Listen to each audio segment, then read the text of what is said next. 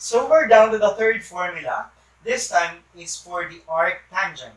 So the derivative of arc tangent of u with respect to x is equal to 1 all over 1 plus u squared times the derivative of u with respect to x. Again, do not forget that u is a function of x. So, let's have the sixth example. So, given that y is equals to square root of arc tangent of square root of x, what is y prime? Or simply, what is dy dx? So, y na yan kasi, masusulat natin yan ng arctan. Diba ang square root ay x raised to 1 half?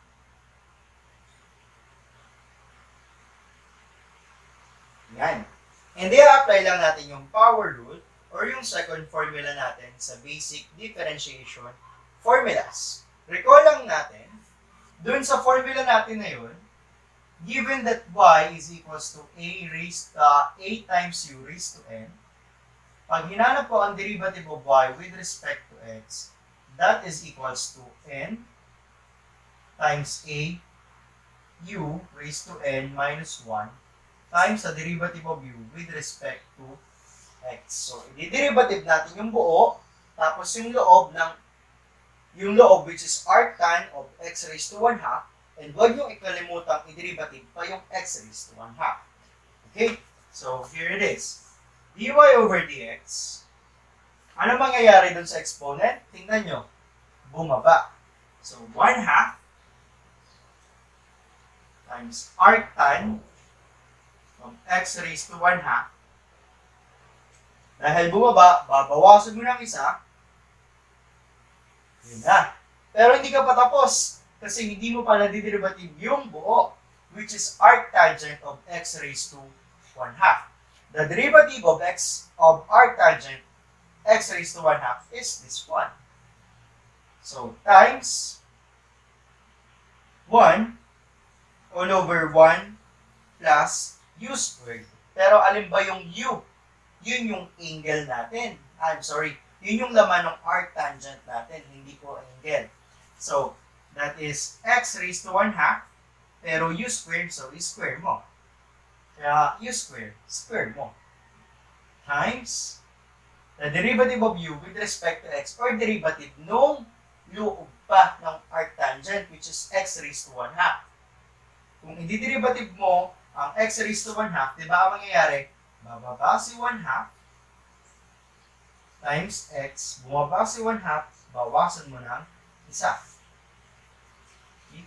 So kung nakita nyo, isang diretso ko na lang siya, pero ang isang diskarte dito is that bibiyak-biyakin mo ng pagsasolve para hindi isang mahabang sulatan.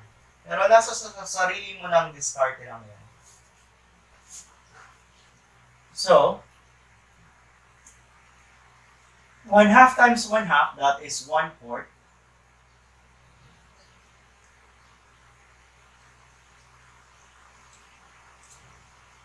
Arctangent x raised to 1 half, all raised to 1 half minus 1, that is negative 1 half.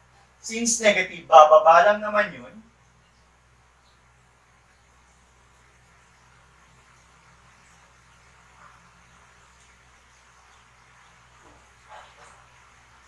Times this one, x raised to 1 half squared, that is simply x, times x raised to 1 half minus 1, negative 1 half, bababa lang din po. Okay. Do not forget na kung ang binigay sa inyong given ay radical, dapat yung final answer mo, i-radical mo din para uniform. Kung exponential, exponential mo din hanggang sa dulo. So, 1 over 4, tapos may x raised to 1 half ka, diba ito is square root of x lang. So, 1 over 4, square root of x.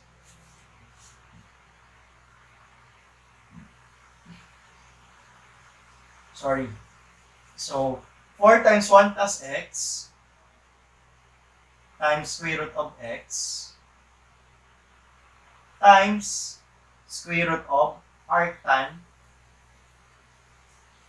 of square root of x. Daming square root, di ba? And that will be our final answer. Pwedeng i-distribute mo pa, pero ipa-factor out mo lang din, so wag na. Pwedeng i-retain mo na lang po na ganyan. Okay, so this time, in-apply natin yung power rule, saka yung derivative ng arctangent. So it's a combination problem this time. Okay, so again, wag mo kalimutan yung mga basic formulas. So copy your notes.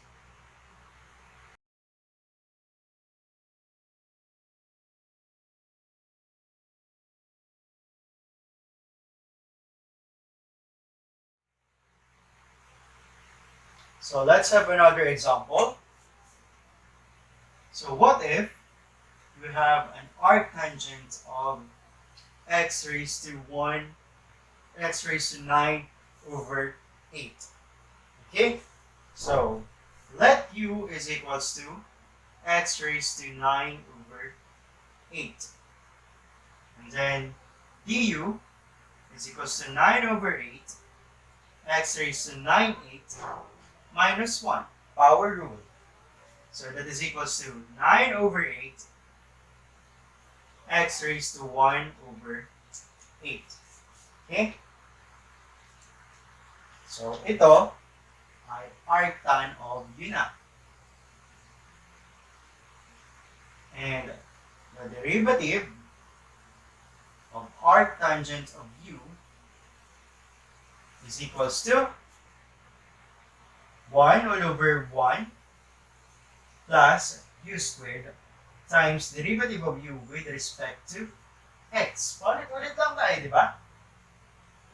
So, 1 all over 1 plus, what is u? X raised to 9 over 8. Pero i-square mo kasi u squared. U squared. Du dx, which is 9 over 8 x raised to 1/8. 1, multiply ko na pala. 9 x raised to 1 over 8 times 8 quantity 1 plus 9 over 8 times 2, so 9 over 4 lang yun. X raised to 9 over 4. And this is our final answer. Huwag kakalimutan na, u squared. U squared. Square mo daw. Okay? Okay? So, copy your notes. Don't forget to subscribe.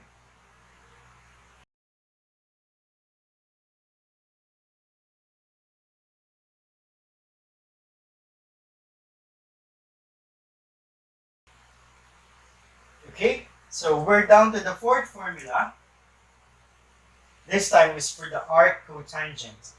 So, yung formula niya, observe nyo, kamukha lang naman ng arc tangent. Kaya lang, nane-negative kasi co-function. Okay? Kaya nga, cotangent. Co-function ng tangent.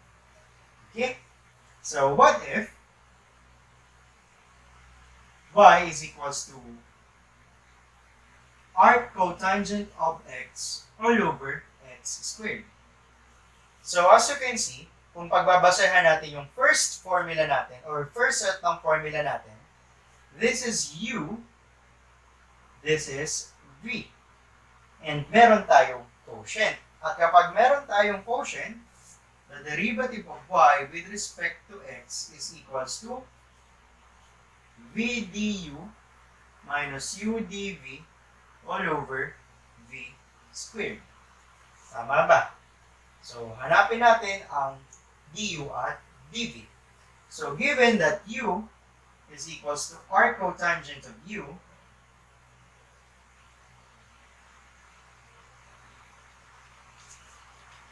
derivative ng u is equals to negative 1, sorry, this is x, negative 1 all over 1 plus u squared. What is u? this one. So, x squared times derivative of x, which is 1. So, di ko na ilagay kasi wala namang effect yun dito. And then my v is equals to x squared. Okay? dv ko is 2x. And then, kung square ko to both sides, v squared is equals to x raised to 4. So, meron na tayong v, meron na tayong du, meron na tayong u, meron na tayong dv, meron na tayong v squared. Ipalsa ko na lang yun lahat dito or ilagay ko na lang. So, v is equals to x squared du is equals to negative 1 all over 1 plus x squared. U is arc cotangent of x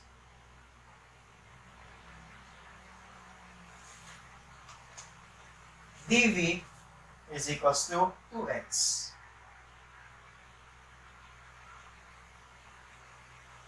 While v squared is x raised to 4. Okay? So, simplify ko, this will become negative x squared 1 plus x squared minus 2x arc cotangent of x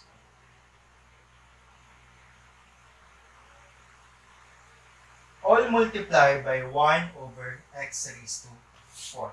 So, this is a more convenient way of writing this one. Kasi mahirap mag-over-over pa, di ba? Okay? And then, simplify mo lang to. Multiply mo to dito. Then, gawin mong denominator to ng buo.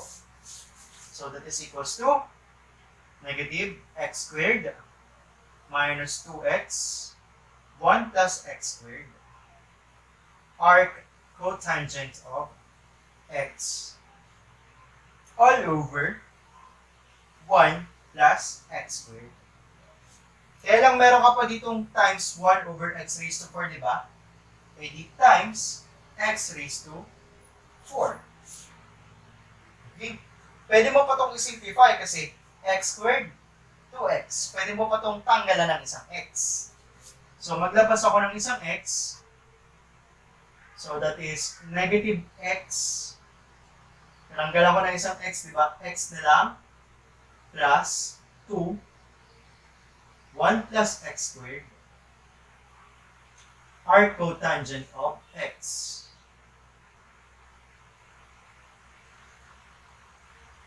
X raised to 4, 1 plus x squared. So, tanggal, bawas isa. And your final answer will become negative quantity x plus 2 quantity 1 plus x squared arc cotangent of x all over x cubed 1 plus x squared. Okay, so this time, ang i-utilize naman natin ay the derivative of quotient. And yung formula ng arc cotangent. Okay? So, copy your notes.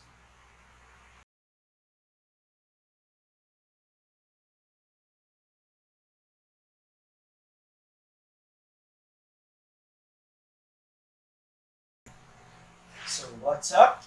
So, what if our example is this one? Arc cotangent of x squared m raised to 2. So, hanapin natin ang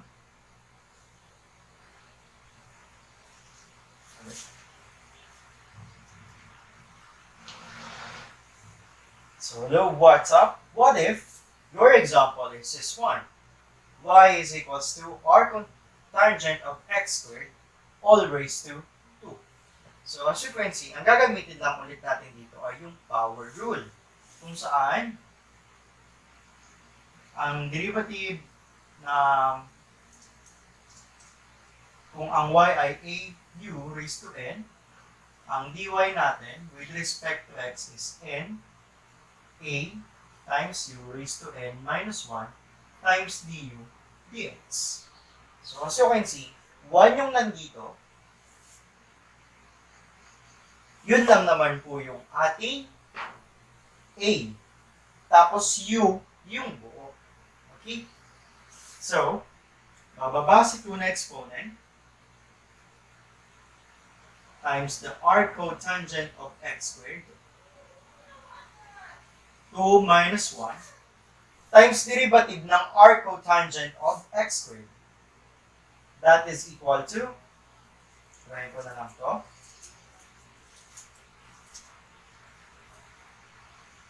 Negative 1 all over 1 plus u squared.